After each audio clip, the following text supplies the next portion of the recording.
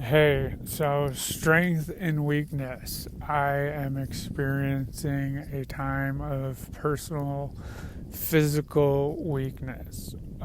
My body is revolting against me, and my back is in constant spasm mode.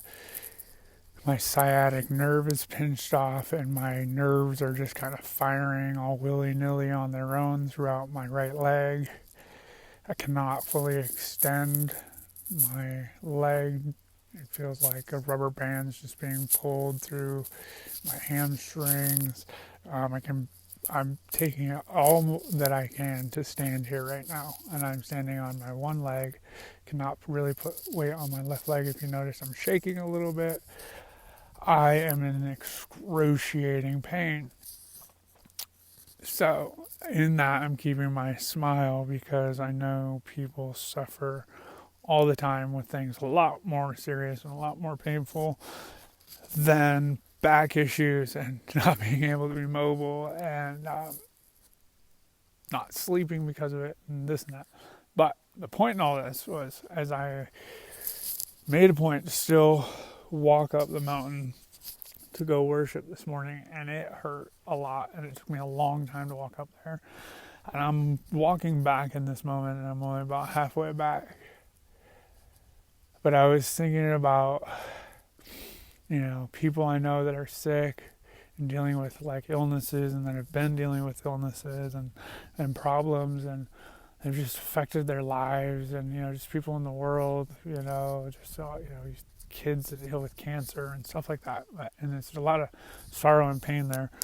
And those are weaknesses, and those are physical weaknesses and sicknesses and things like that, right? And so what came to my mind was the lady that was dealing with infirmities, like the lady in the Bible.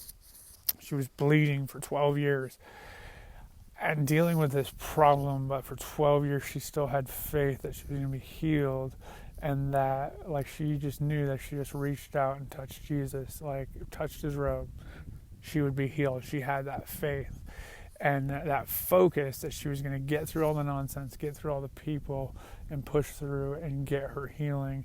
And so, I'm going to take that example and just like sit there, and I'm just going to focus on Jesus because he's got the power. He has healing, right?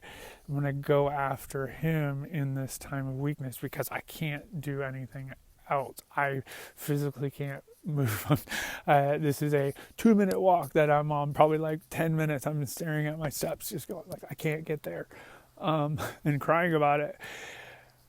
I'm in a lot of pain, but so are a lot of people in the world, and we just need to, like so many other examples, people who had the faith to be healed if they just came to Jesus.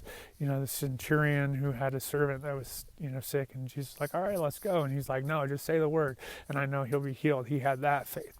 And, the people who, the disciples were like, God, why, Jesus, why, who sinned to make this guy blind, But he's like, no, nobody sinned. It was to bring glory to God. And he healed him. And so maybe your infirmity is going to, your sickness, your thing is going to come with an amazing testimony to, bring glory to Jesus, and God, like, I was healed because of this. I've had that happen for me in another situation, on the left side of my back. I'm dealing with like these matching back issues that I used to have, on the left side of my body, my sciatic and all these things.